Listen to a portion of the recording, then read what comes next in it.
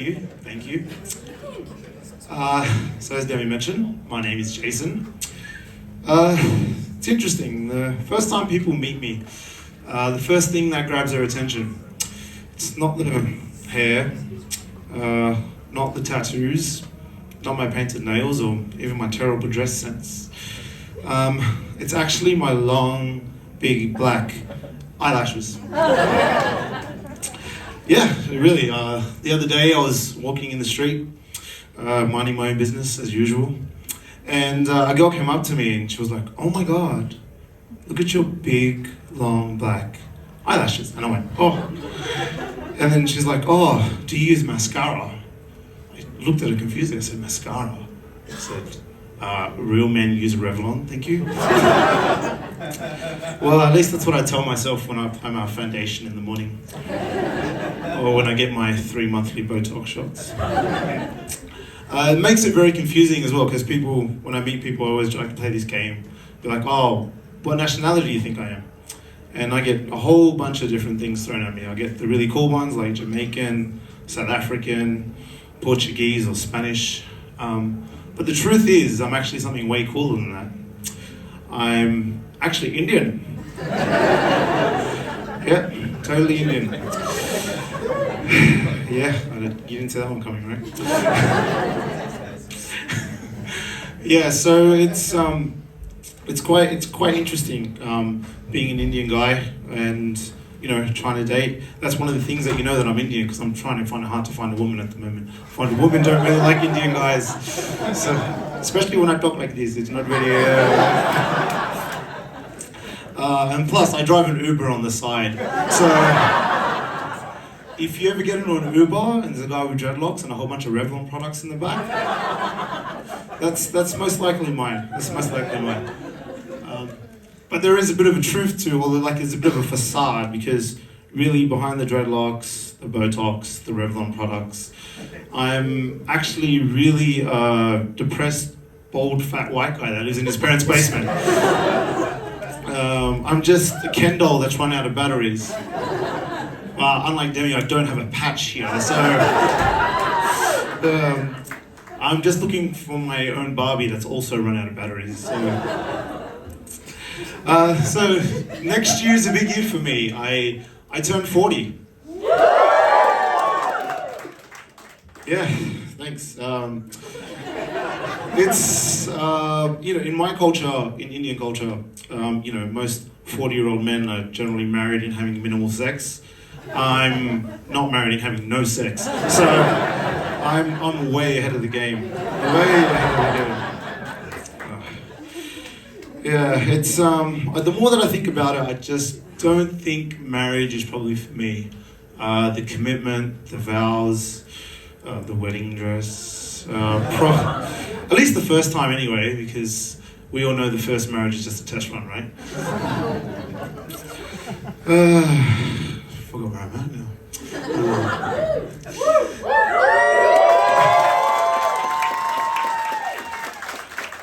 That's right. So my mum's in the audience at the moment. Mum, I love you. Please don't disown me. She's probably really proud of me right now. So I go at least once a week to my mum's house for dinner, because I'm a bit of a mummy's boy. And she'll cook me a really nice meal. And a couple of weeks ago, we're sitting there, and she's like, "Jason." It's like, "Yeah, Ma." She's like, "I just want to live to see my grandkids." And I just went, "Mum, I can't even spell correctly while using spell correct, and you want me to have a baby?" And then she looked at me and she just said, "Jason, just have the baby, I'll teach it to spell."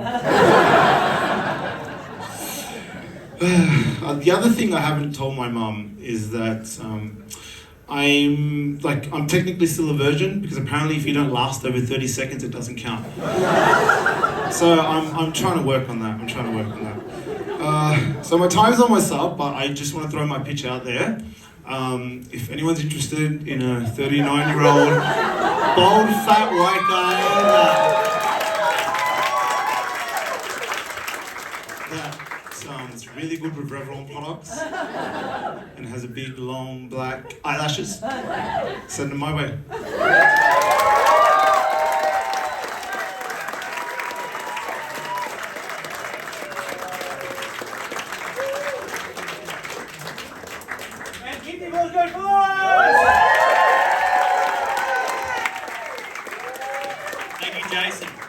My name's Lewis.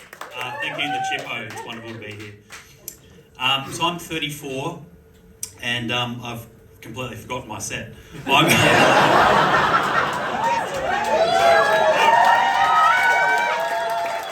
34, I'm a civilian, and I'm not an undercover police officer, I swear. You can get back to whatever drugs you were doing, right? So when people first meet me, they notice I've been going grey, and I've been going grey from a young age, from the age of 17. I still remember when that first grey was plucked out of my hair at high school by a helpful friend. It was absolutely brilliant, just the beginning and the end. But, as I said, I'm 34, and I'm actually 5 years younger than the guy with dreads, Jason. He looks incredible for 39. Incredible. So as I said, I'm 34. I'm now Unky Lou. That's what people call me, like when people have babies and shit. Like that's what I am. So I'm 34.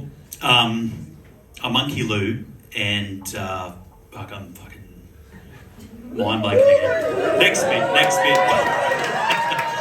So I was scared of this, but it's fine. I'm gonna roll on. So I've been dating. I've been trying to find, a woman that I like spending time with, and that ultimately likes spending time with me, most importantly. But which is difficult, really fucking difficult. But you go through a minefield and get PTSD in the process. It's truly fucked. Don't do it. And so I went on a date with a girl from Melbourne, and it was going well. We're getting along really well. And she said, she's a PT. She talks about family and friends. She says 80% of people from Sydney are cunts. 80%. So I told her to fuck off. That's ridiculous. Go back to Melbourne.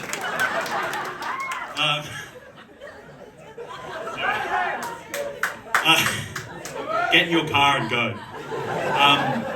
But being a cunt is not that bad. It's like I like a bit of road rage. I like parking people in and just walking around on my iPhone like erratically, bumping into people. It's awesome.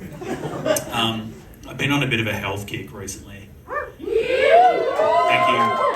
I've been taking Manjaro, which is the weight loss drugs, you know? Yeah, nice. Fucking sick. I got cash.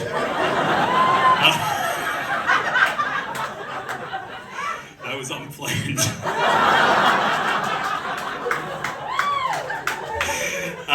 So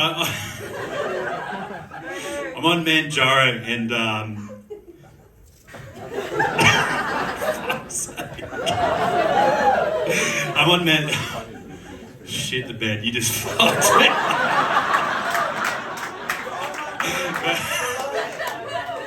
So I'm on Manjaro. And it sounds like an anime character. Manjaro! And I'm on Manjaro because I love bread and bread-related products. That shit is like fucking heroin to me. When it touches my lips to when it crumbles in my mouth. To when I wake up after a blackout ODing on ciabatta. I'm losing my first love, but fuck, do I feel less rotund. Great.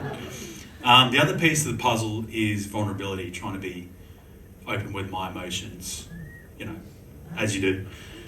And which is tough when you're a millennial, because you're born in 91, and you open up to a friend, they're like, call you a soft cock, girl. Bruh. That's fucked. So I experience acute bathroom anxiety. So when I go into a unisex bathroom on a hangover, and I'm sitting there, and there's guaranteed to be multiple women outside the door, and so I'm sitting there, the clock is ticking, I'm sweating my fucking ass off, and I go out and I watch their faces drop. I'm very sorry, ladies. That's vulnerability. There's 0.5 kilograms in there. So I've been doing mushrooms. It's kind of like a mature man's hobby, and it's kind not a mature man's hobby. It's a naturally occurring psychoactive Schedule 2 narcotic, and the active ingredient is psilocybin, and it makes you feel like an astronaut. It's awesome. It makes me feel like an astronaut, and I recently found out how many grams you probably shouldn't do. Because like on the low dose, you're walking down the street, the sun is shining, the birds, the bees are smiling at you and you're smiling back, it's brilliant. But on the high dose, it all starts out rosy, you're sitting with your friends, listening to music, eating some beetroot dip, having a good time. And then one friend goes quiet. And another one goes quiet. And then you're standing over the toaster, waiting for some bread that's never going to arrive. Fuck me up. I think that's me, folks. Thank you. You've been amazing. Absolutely amazing.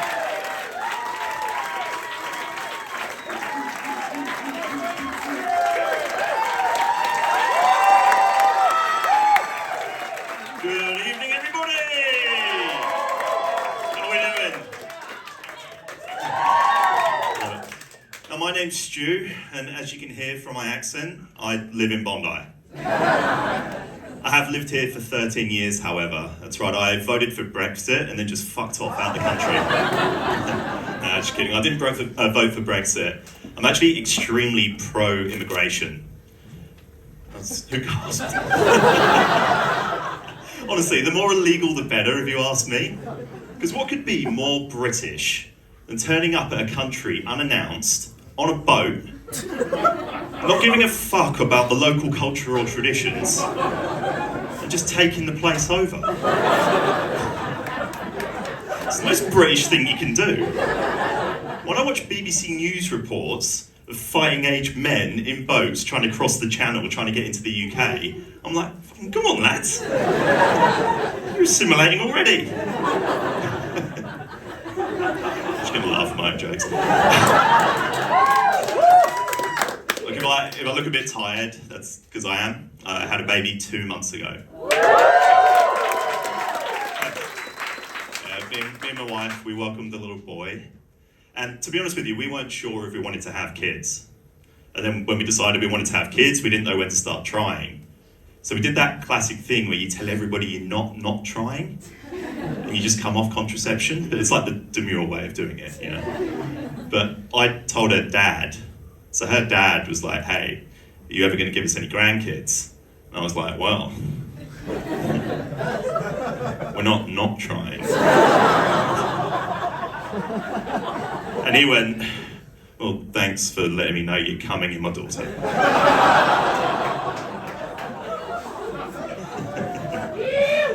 Family. In hindsight, I might as well have said, hi sir, just FYI, I'll stop pulling out and coming on your daughter's tits.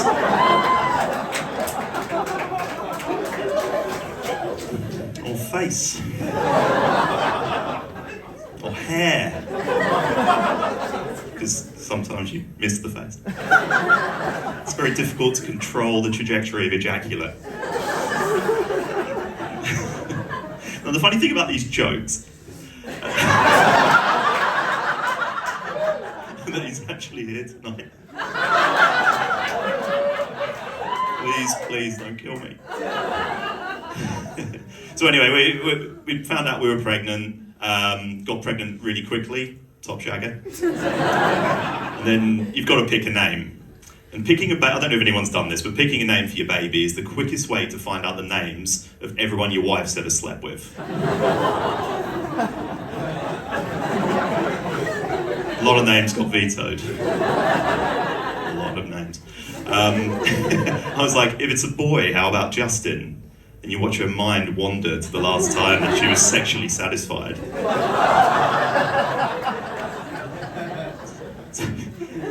It's actually how she found out a secret that I'd hoped to take to the grave.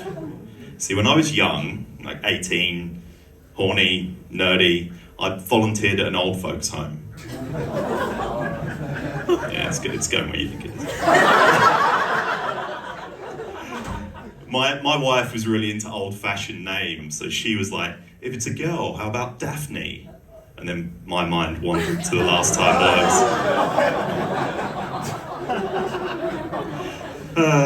Daphne actually did take our secret to the grave.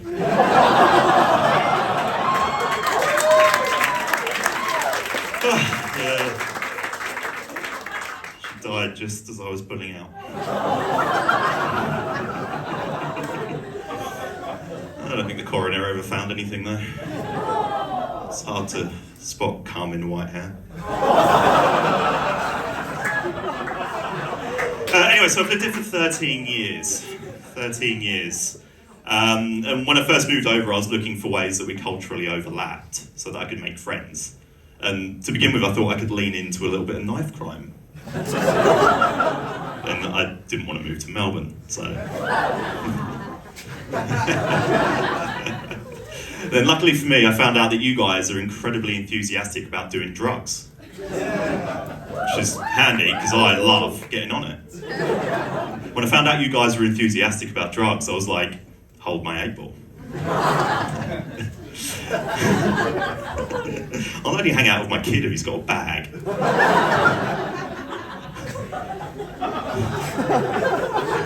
The problem with drugs over here is that they are prohibitively expensive though. Like, no wonder nobody's on the property ladder. So all these first home buyer schemes, honestly, I reckon the government should just start subsidising bags. We would all be there. Yeah! Anyway, fuck the war on drugs. I'm starting the war on the price of drugs. Who's with me? Alright, thanks for the penny laughs. Have a good night. I'm introducing Ali.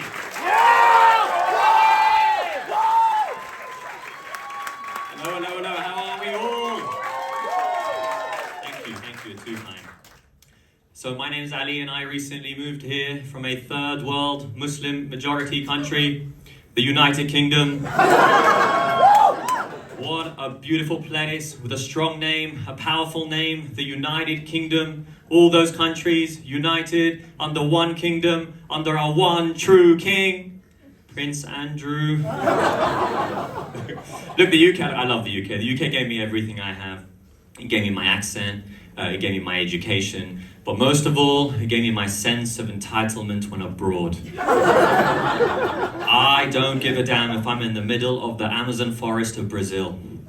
Why is this native Brazilian not speaking in English? How am I meant to understand him? How has this indigenous Amazonian with a spear in his hand and paint on his face not learned English in school? The Royal Navy clearly missed a spot. So, we'll move on. So I was born in Iraq. Yeah. Great place, highly recommend. Some would say the culture is explosive. I can say that. So my middle name is Kadum, so it's Ali Kadum.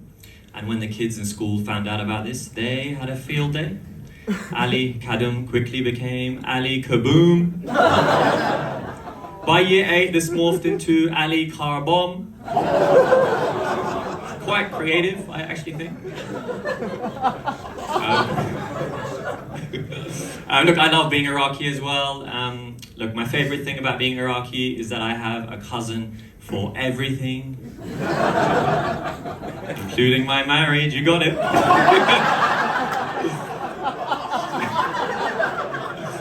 She's a lovely girl, really. Comes from an amazing family. I'm not actually married to my cousin, you racist. We just have sex.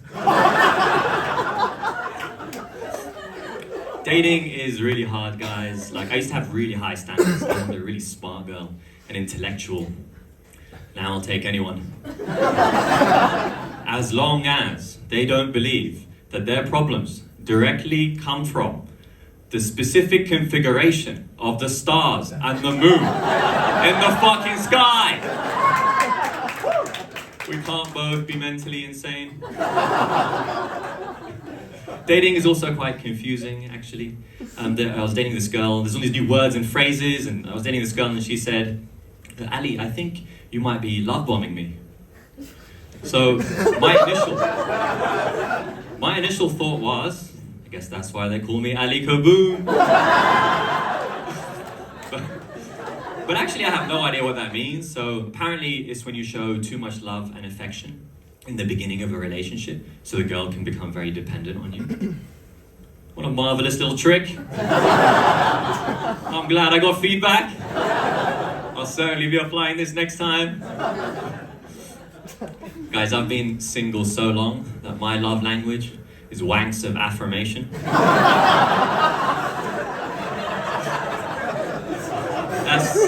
That's how I receive love. But the way I show love is via acts of masturbation. Look, it's been so long that when a girl shows me interest, I ask for proof in writing for why she likes me. If she manages this, I will then provide her a catalogue of all my friends to make sure this wasn't a case of mistaken identity. You never know.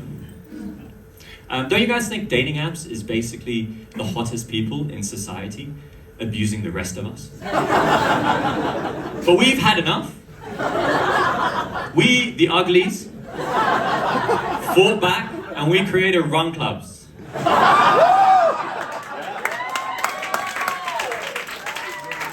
We may be ugly. We may even be lonely. But one thing we'll never be is diabetic.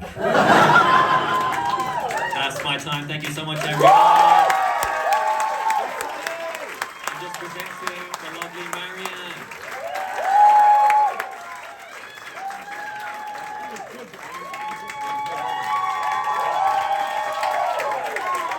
Hi everyone.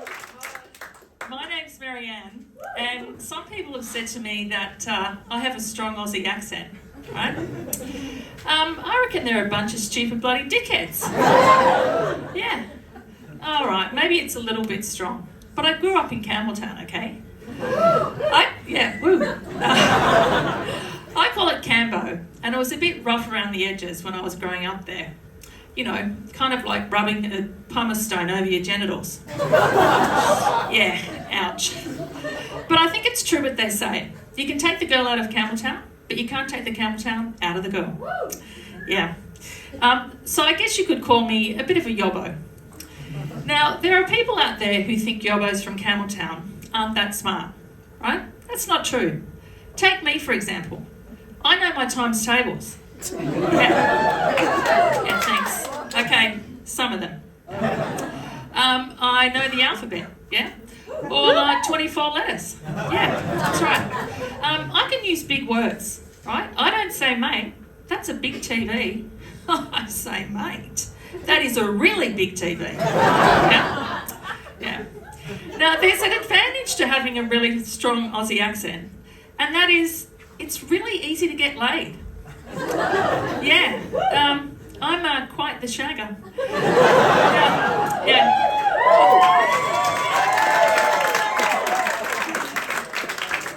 People hear my voice and they think, wow, she sounds easy. And they're bloody right. I am easy. I'll shag anything that moves. In fact, I consider myself a bit of a slut. Yeah? Yeah. I'm proud of that, okay? I've worked hard to achieve that status, okay? I haven't been lying around doing nothing. Actually, I have been lying around doing nothing. Now,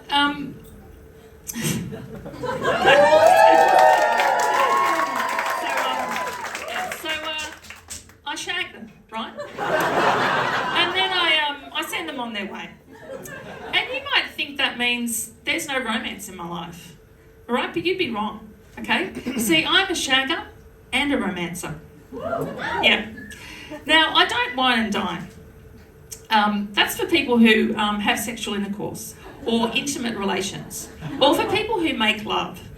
You know, wankers. I don't do that, right? I shag. There's a difference, yeah? So there are times when I really like a bloke and I think, I could shag him twice. Yeah, I could go for round 2. Yeah. Normally, I'm one and done. Yeah. So those times when I'm up for 2 shags, that's when I do dinner dates. Yeah. So it's either a meal at the pub, Chinese at the RSL, or we just eat each other. Yeah. We have a bite to eat and then we have a bite to eat. Now, those times when I'm up for... when we're at the pub and the RSL, okay, we drink beer. Okay, none of this wine shit, yeah? I only shag beer drinkers. Okay, I have standards, after all, okay? All right, admittedly, they're pretty low. All right, look, to be honest, if he's hot, they're out the window. Now, there's an advantage to being a slut. And that is cocks. Yeah, I'm a big fan. Yeah, a really big fan. Yeah, I like a stiff one up me. Now, but it goes deeper than that. Since becoming a slut, I've discovered something about myself. Okay.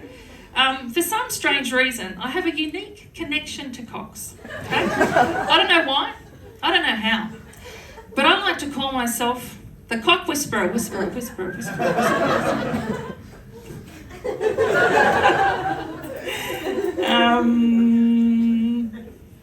Oh yeah, sorry. So you've heard of Spider-Man, right? Yeah, okay, good. And you've heard of his spidey senses, yeah? Yeah, well, you're probably not going to believe this, but I've got cocky senses. Yeah, it's true. Let me show you what I mean.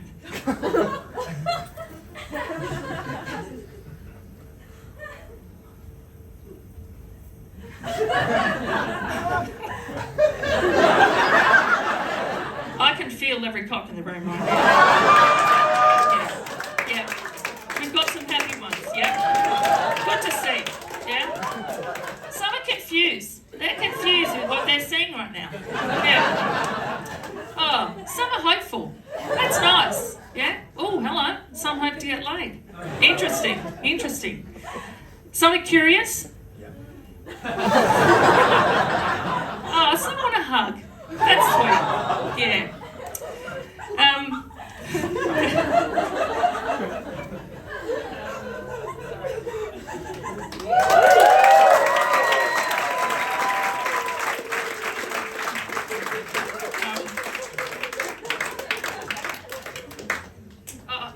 Hold on, I'm getting something. Some are going, that woman is the biggest dickhead that I've ever seen. That may be so. But you know what we haven't got, ladies and gentlemen? Stiff cocks. Yeah, there's a time and a place for a stiff cock, and now's not one of them. Anyway, I might be a bit of a yobbo, and I might be a bit of a slut, and I might be some weirdly gifted cock whisperer. But at least I'm not a stupid bloody dickhead. Do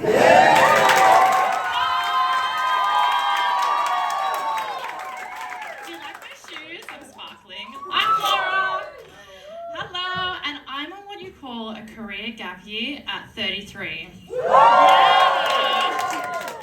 when I tell people this, they either think I'm living the dream, yeah, or I'm emotionally bankrupt. Which is kind of a bit of both.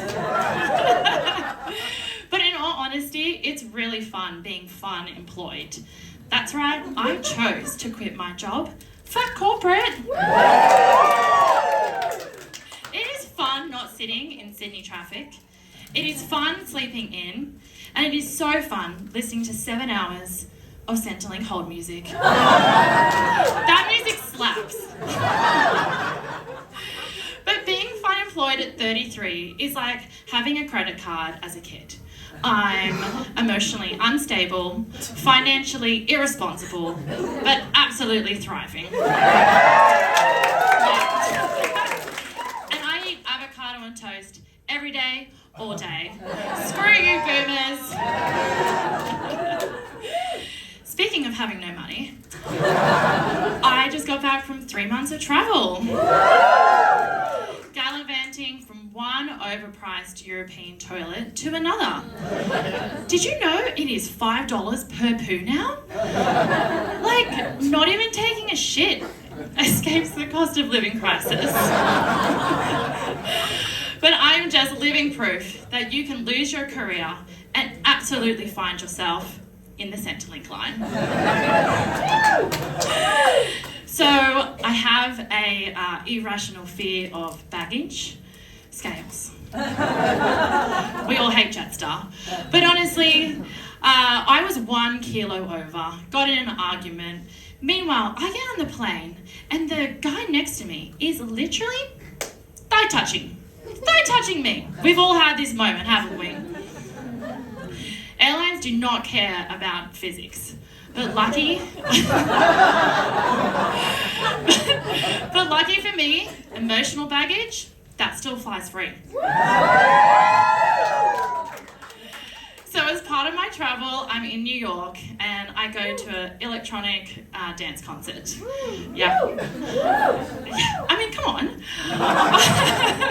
I literally felt like a tourist in my own bad decision.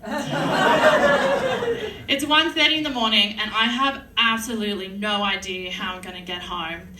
And I'm like, oh, and these strangers, they start to like just mosey on up. I'm sweaty, I'm sparkling, and I lean in and give them the best grin, and I'm like, yeah, I'll take your free ride home. Now, Mum, I know you told me about stranger danger. She's here tonight. Yeah, but I mean, I was the stranger. And they were the ones in danger. That was how the new Law and Order episode started.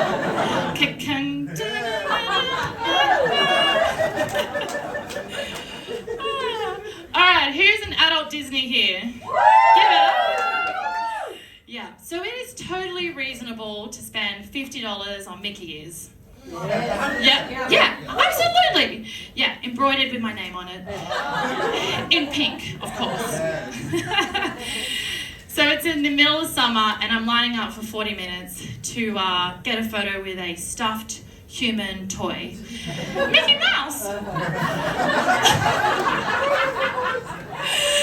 And anyway, this like kid like jumps the line and I'm like, lean in and go, oi, fuck off, mate. I paid for this ticket, you little turd. Kid cries, parents are horrified, and I'm just readjusting my Mickey ears. Like, gotta get the photo for the gram. Anyway, dreams really do come true, as long as you can afford the fast pass ticket. So sorry, kid, your parents are cheap cunts. Anyway, I'm not really unemployed. I'm representing Australia for the 2028 Olympics. Hula hooping! Move over, ray gun. Breakdancing is out.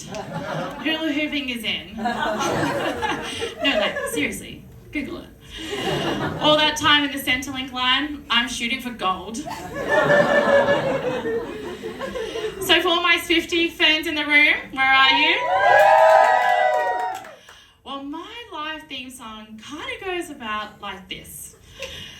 I don't know about you, but I'm feeling 33. Stranger danger rides at 1:30. Lucky for me, my life's a mess, but the Mickey is fit tight. At least I'm fun employed, sparkling tonight. Thank you very much. And keep the applause going for Grad!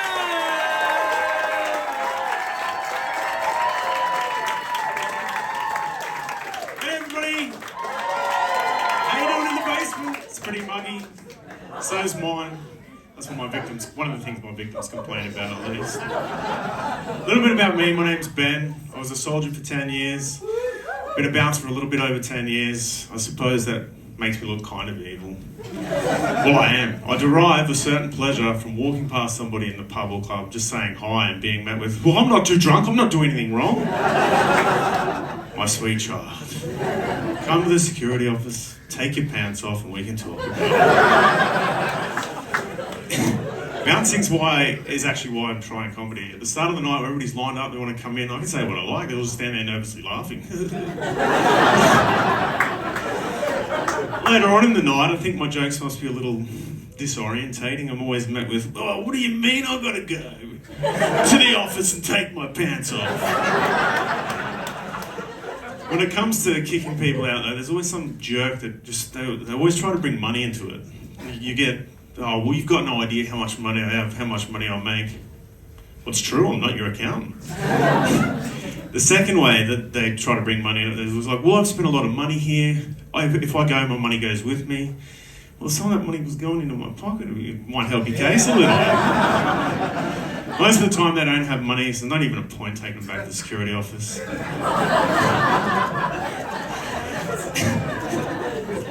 So everything gets sorted out, it's all good. People always ask me about my time in the army. Oh, you know, what's war like? It's fucking war. It's glorious.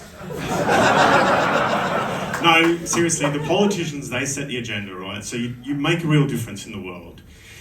You go to poor countries, you meet poor people, smash everything and make them extremely fucking poor. It's bad.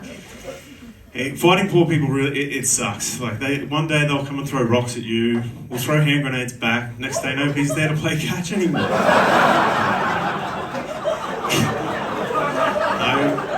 It's hell. We did have a lot of advantages. At night time, we had night vision. They were home asleep in their beds. We had air support. We could drop bombs. They were home asleep in their beds.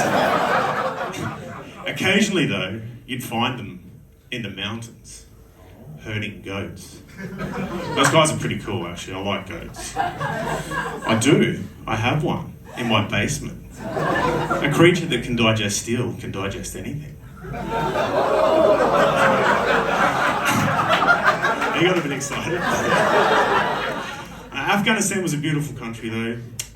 Majestic mountain ranges, picturesque desert landscapes, field upon field of opium. It's not to lie. You know, just...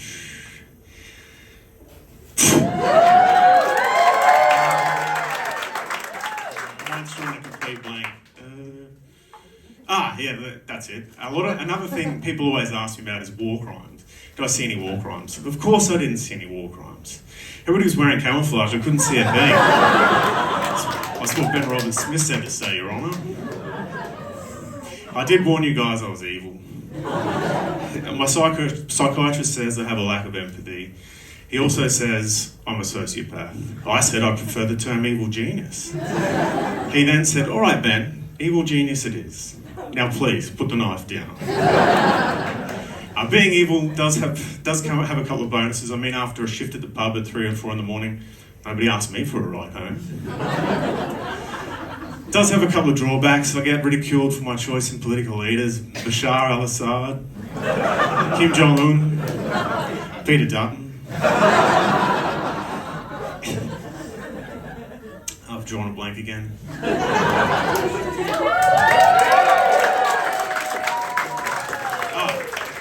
Probably the biggest drawback for me, though, is I think it's made me occupationally challenged. See, I figure stuff out really quickly on a job and then I get bored, so I do shit just to see what would happen. If I was a traffic controller, I'd turn the arrows around the wrong way to see how the drivers handle it. Call it a crash course in reverse psychology. If I was a firefighter, I'd fill the tank for the fire hoses up with water instead of petrol. If I was a surgeon, I'd try to connect somebody's large intestine onto their heart, so I'd get them to squirt shit like some modern art piece. I think everybody can agree nobody wants me to be a chef. I did, after all, give away my beef Wellington recipe to a lovely lady in Victoria. At this point in time, I think the only job open to me is priest. Everybody can come to the confessional, take their pants off and confess their sins. We just recently had Halloween, yeah? Now, I don't know if it's the way my mind works, but I think there's something very fishy about Halloween. right?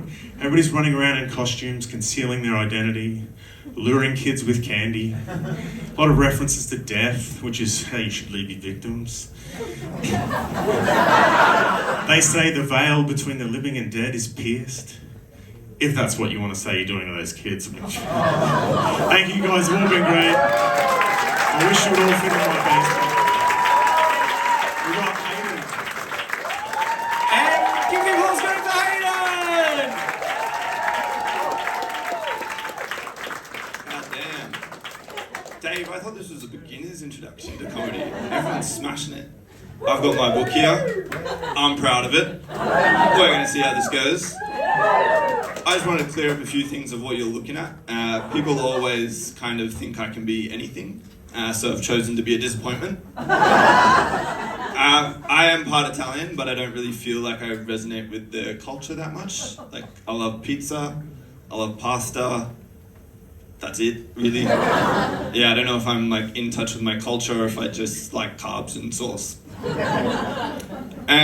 yeah, so I'm like Italian just on the exterior. It's kind of like a Ferrari, and then you pop the hood and it's like a Honda V8 engine filled up with like VB long necks for fuel. Except I'm from the inner west, so it's probably more like DJ Dex and ketamine. Turn the page. I have lived in the inner west for like 20 years now. I barely leave it. When COVID 5-kilometer radius happened, zero effect on my day-to-day. No difference to me. Yeah, 20 years, all in the inner west. I'm geographically stunted when it comes to Sydney. Like, once I get past Surrey Hills, I'm basically just a tourist in my own city. That's why I wear the sandals and the cargo shorts. Start asking people if I'm safe to drink the water there. You'd think I'm kidding, but no, it's genuinely serious. I have no idea what the northern like beaches are. I can take an educated guess, but genuinely no idea. If it's hot and if it's summer, I go to Clovelly. I go to Clovelly all the time. Sand at a beach is like a foreign concept to me. Yeah, give me Clovelly, give me like hot concrete, unidentified slime objects in my toes, tatted up mullet men reading prose. I do love the beach, I just wish it was more like King Street when like water pipe had burst.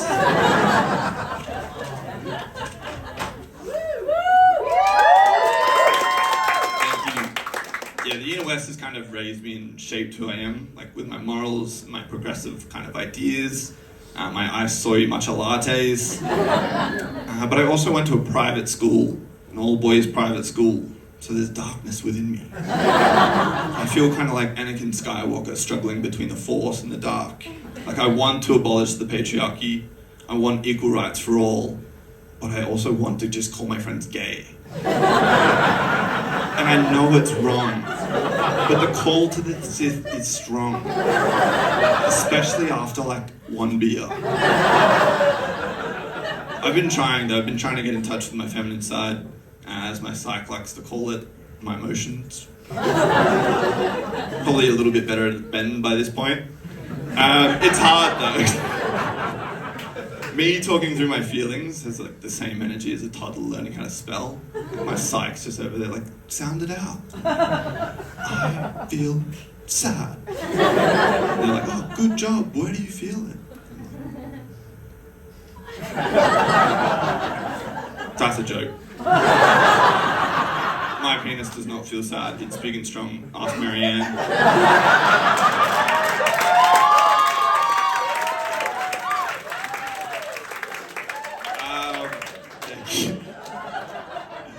Yeah, I've entered my 30s now, and it's kind of interesting. Like, I think I've started to lose it, and I don't even know what it is. And I used to know what it was, but now I don't know where it went. But I know the kids know that I've lost it, and that sucks, because like, I don't feel like I've changed that much. Like, I'm still the same guy, still have the same kind of thoughts, same super contribution, and that's my time. Thank you very much, guys. Round of applause for Danny! Good evening, everybody!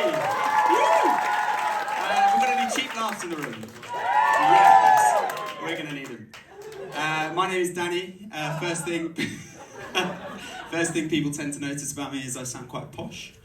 But there are some advantages of sounding posh, which is that you already know I'm a dick. I'm not actually a dick, at least according to my brother, who couldn't be here tonight because he's writing me some better material. I'm the sort of Prince Andrew kind of posh. None of the staff, none of the money, and a completely inappropriate obsession with Pizza Express.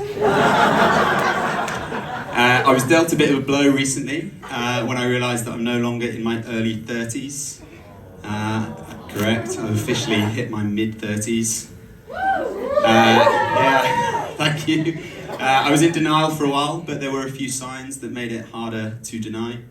For example, last week at work, we had a presentation on superannuation. Optimise your finances and super strategy for retirement. And I went. And I took notes. And I learned something. I'm fucked. I learned that I'm too young to retire, too far in to change careers, and far too old, apparently, to cry at work. And now it's my turn to draw a blank. Thank you. There were other signs that I'd hit my mid-30s. One of those was my age. 35. It's a bit of maths for you there. I can see a few sort of disbelieving faces in the audience as well. Like, who is this 15-year-old talking about superannuation? But I can assure you I am 35. I do have pubes. Some of them have gone grey.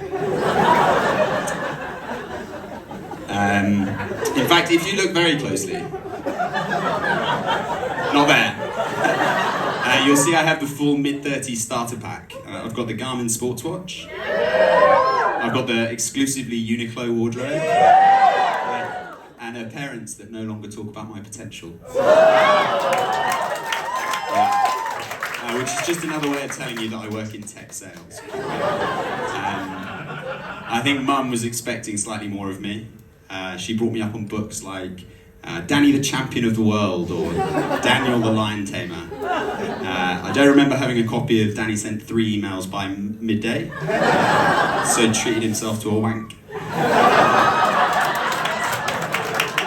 And if that doesn't impress you, please know that I don't work from home.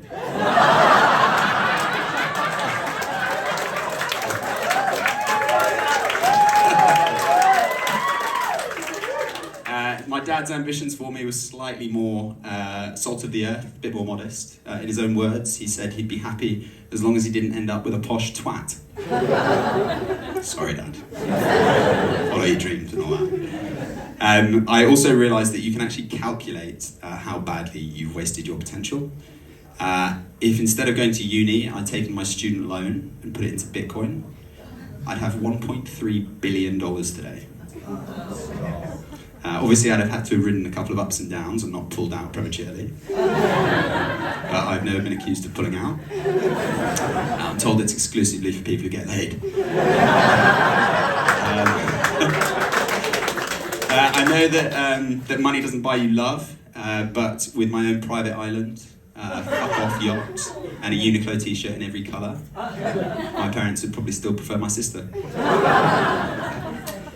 Owning an island has gone out of fashion.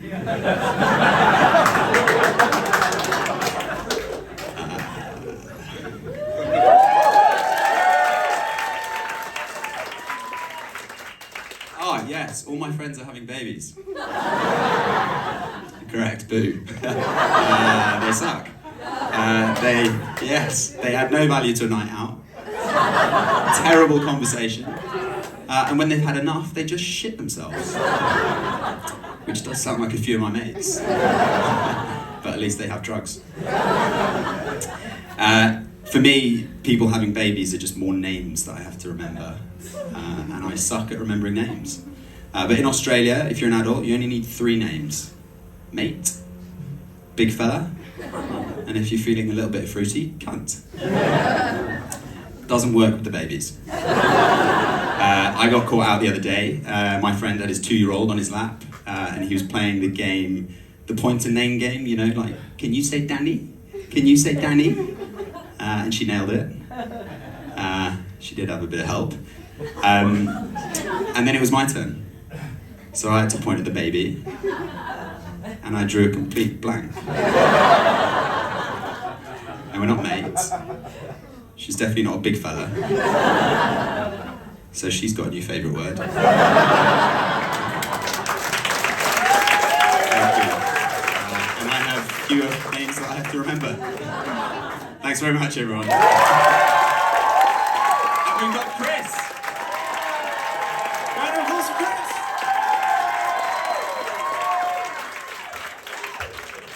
Hello, Chippo. I'm Chris. I'm gay. I'm pansexual. In American, apologies. But I've been in Sydney 15 years, and I actually think that my American accent is getting stronger. It could be because Five Guys is my favorite restaurant. Or it could be because 6 guys is the number of sailors I blew this weekend on Oxford Street. I'm a sucker for the US Navy. And I love seamen, so... But no, I'm not just, despite our amazing cast here today, I'm not just obsessed with cock. I'm non-binary. And I did, for 8 years, I only dated trans and non-binary people. And I've got to say, I'm a late comer to vagina. But this is a good joke, I don't want to miss it. But that didn't last long, and now neither do I.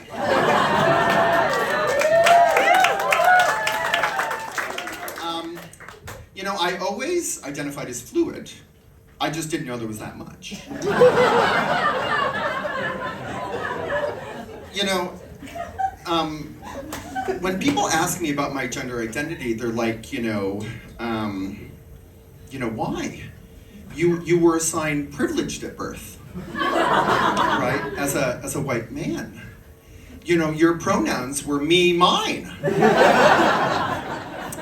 So I'm trying to give back. So I'm working on a non-binary invention. It's a kitchen utensil. No, it's not the woke walk. It's not the non-stick pan sexual. It's the gender blender. Some of my friends have used this on eggplant. But I use it to make my favorite cocktail, the Tilda Swinton. 1 part liquor, 1 part lick him, and 1 part lick everyone.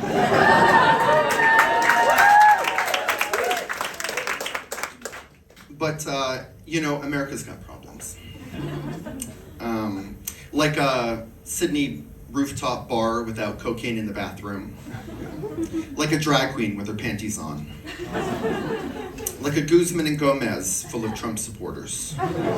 America's got problems. You know, it's the MAGA thing. I think MAGA stands for Make America Gag Again. And I mostly blame this on the gay Republicans. I mean, gay Republicans swallow more than a family of 5 at the Olive Garden. That's not a breadstick. You know, and one of the interesting things in my life is that, Trump hates me, but not because I'm gay. It's because I love sharks. And I study sharks, and he fucking hates sharks. And I know what you're thinking. I have a podcast, Shark Bites and Gay Rights. And I know what you're thinking. Not another Shark Attack gay liberation comedy show. Not on my watch. I mean, but we are in the inner west, right? So it's a bit of like, protect the dolls, save the sharks. And are there any Navy guys in the audience? Okay, last 2 jokes.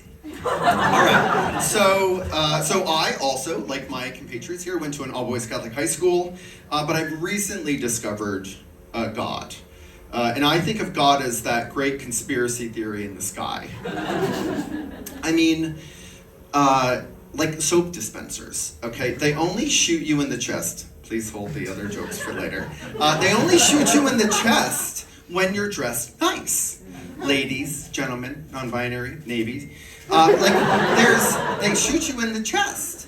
And, you know, so my basic theory is that if there's a higher power conspiring against us, there's no other excuse for Melbourne. There must be a God. And so I'll finally, my first job out of college, I was working in the U.S. Senate, and my boss was the 7th husband of Elizabeth Taylor. And I was his personal assistant. And this is Liz Taylor before the Taylor Swift song. And, but Miss Taylor did not get along with Senator Warner's girlfriend, who was a bit of a newswoman. Her name was Barbara Walters. And one day, Babwa called us on the phone and said that she was flying in for dinner. And she'd see him at 5. And he turns to me and he goes, okay, I need you to go to my house and take the pictures of Liz Taylor off the wall and put them in the closet.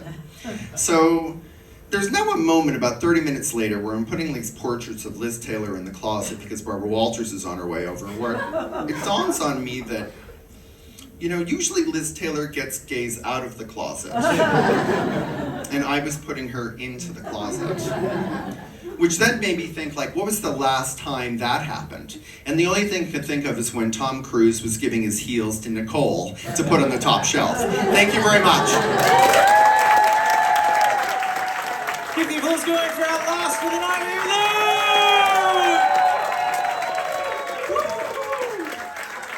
Best for last.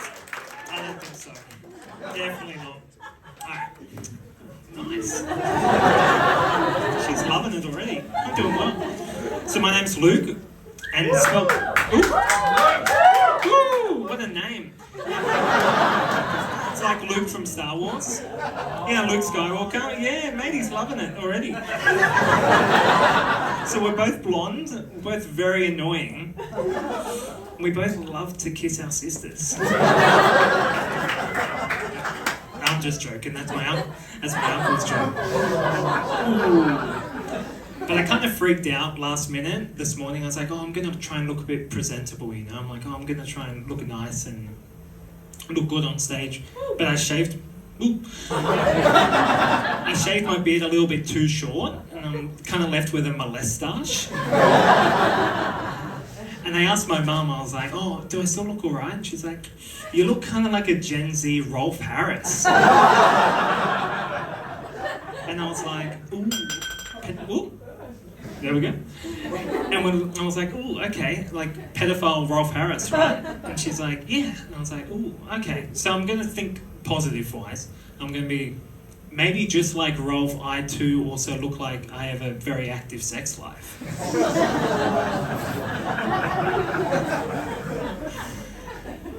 It's weird how creeps haven't really ruined the mustache. You know how... It's like with Hitler, he ruined that little weird little thing. But creeps and pedophiles haven't ruined that mustache. And Aussie guys are kind of taking that risk. It's like, oh... It's like, ooh, I could look really good, or I could look like a pedo. But it's worth the gamble because it's just so good. And I get it, you look older, you look wiser, but you're neither, you know?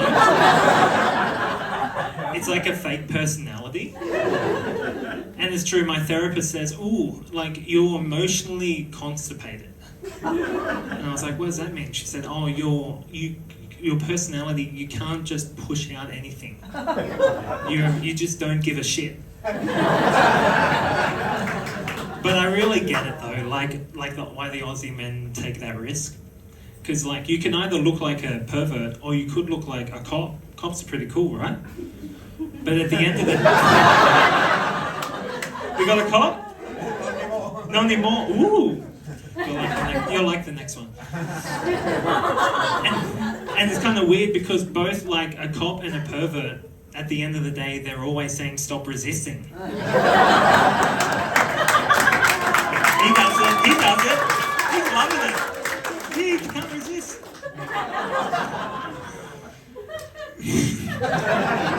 Alright, 1 minute. You've spun me out, man. Get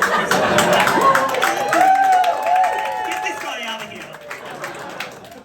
I don't know why I try and look good as a bigger guy, though. You know, like, I try and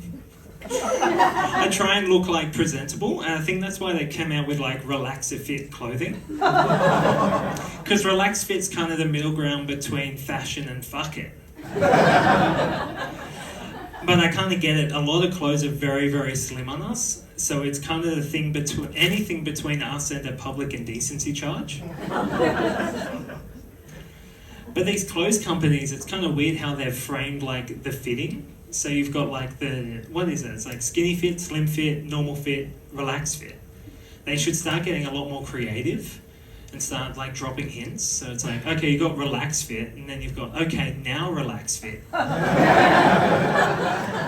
Ooh, put down the fork fit. Actually, keep going fit. You're getting somewhere. Let's try and achieve something. Fit. Ooh, dead fit. And what's this bigger one? Moderate to severe American fit. That's my favourite. That's what I wrap my bed with. But I've been trying to stop that, you know. I've been hitting the gym a lot. Thank you. Thank you for noticing. Thank you. No one over here. That's all right. You're in the dark for a reason. That's fine. But I've been treating the gym like the church a lot. You know, like I've been showing up and I cry like a bitch. And then I beg for forgiveness. But I kind of dig it though. It's the only place where I can moan in public and people think he's bettering himself. He's doing really well. It does though remind me of school though.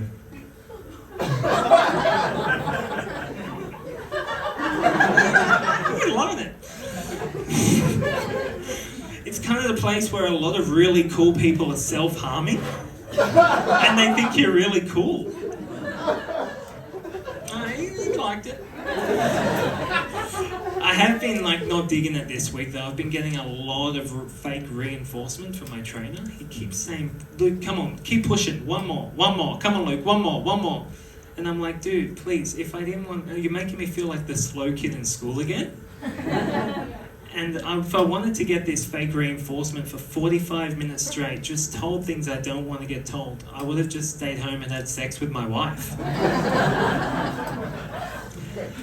But my gym's been getting really, really noisy recently. And it's all this clapping and moaning, and I don't get it. Like all these massive gorilla men just pumping iron all the time. And I'm thinking, fine, that's okay. But it's all coming from the gym bathroom. And I think that's what's keeping me coming back for more. Thank you guys, you've been great.